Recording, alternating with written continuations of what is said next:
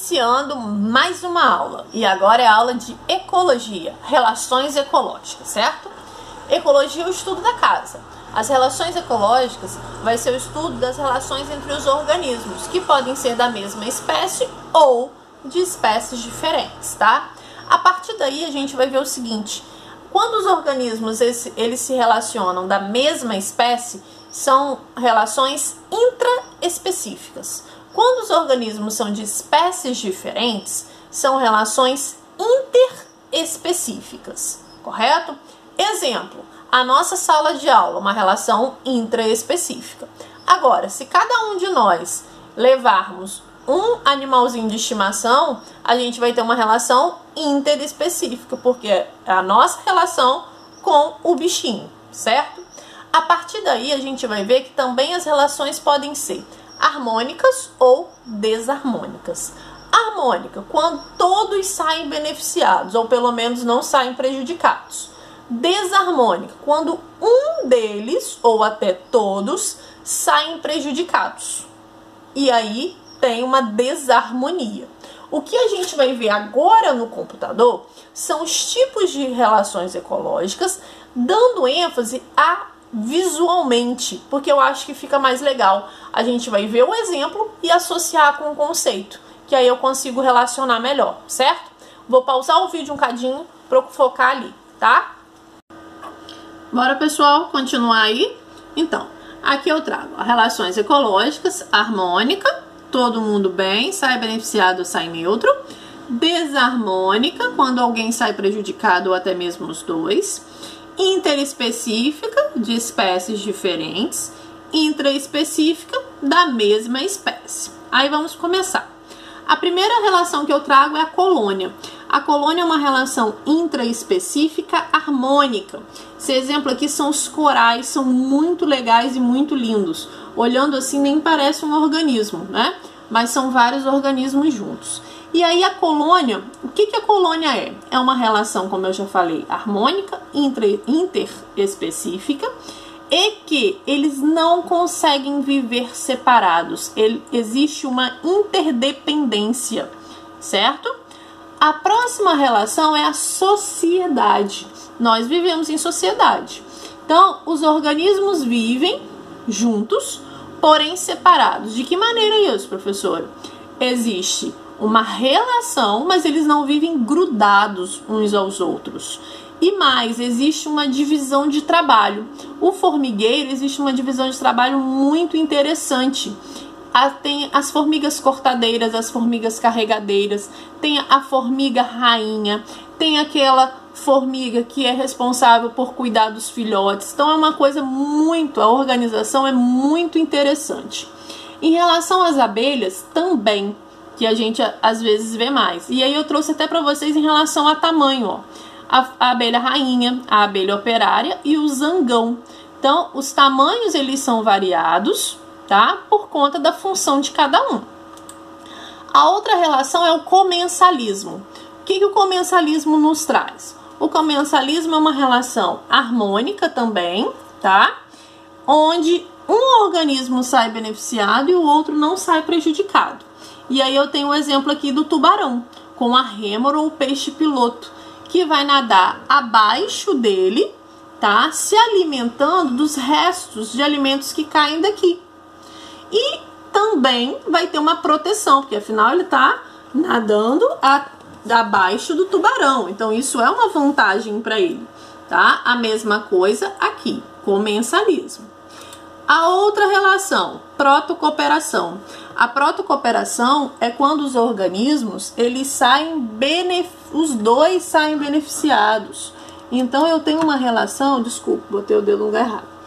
Eu tenho uma relação harmônica também, tá?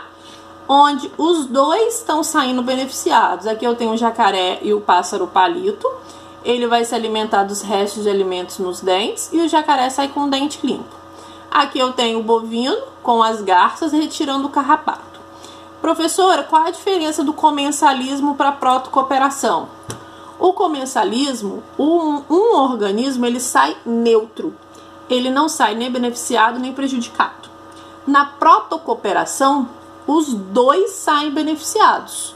porque no caso daqui ele sai limpos e o outro sai alimentado, certo? Próxima relação é o inquilinismo. E aí o inquilinismo é quando um organismo utiliza o outro para viver nele apenas como suporte, como casa. É como se fosse o aluguel de uma casa. Eu tenho um inquilino. E às vezes a gente pensa que é só nas plantas. E não é. Também acontece nos animais. Aqui eu tenho o peixe palhaço vivendo aqui como proteção, porque aqui são alguns quinidários. Então, eu tenho esse peixe aqui, ele vai ter a proteção desses quinidários onde eles estão vivendo, tá? E eu tenho aí o inquilino que não tá fazendo mal nenhum para ele. E aqui eu tenho a bromélia, do mesmo jeito, uma bromélia nativa aí, que vai viver sobre a árvore apenas como suporte. Ela faz fotossíntese, ela faz tudo, é apenas uma casa. A outra relação é o mutualismo. E aí, qual a diferença do mutualismo para o inquilinismo, por exemplo? O inquilinismo, o organismo pode viver separado, mas ele prefere viver junto, o que é mais benéfico. No mutualismo, não. Eles querem viver juntos e eles vivem uma interdependência. Aqui eu tenho os líquens, fungos e algas, a gente tem diferentes cores, tá? Que vivem em troncos de árvores. E aqui eu tenho essa relação muito interessante, que é o paguro, tá? Que é o caranguejo eremita. Ele é um caranguejo, vamos supor, uma exceção, que ele não tem uma casca, podemos dizer assim, uma carapaça rígida. Então, o que ele faz? Ele se utiliza dessas conchas que estão lá inativadas, tá? E ele entra nessa concha e utiliza como casa, como suporte. Então, ele vai viver a vida dele dentro dessa concha, arrastando ela para todos os lados, se alimenta, então ele tem uma proteção. Quando ele se vê apreensivo, né, que ele pode ser uma presa, ele entra e fica escondidinho aqui. Então é muito interessante, porque eles podem viver separados, mas vivendo junto é melhor, e aí eles adquirem uma relação de interdependência. Agora, relação desarmônica, sai prejudicado. Eu tenho aqui o predatismo. Eu tenho o predador, presa, predador, presa.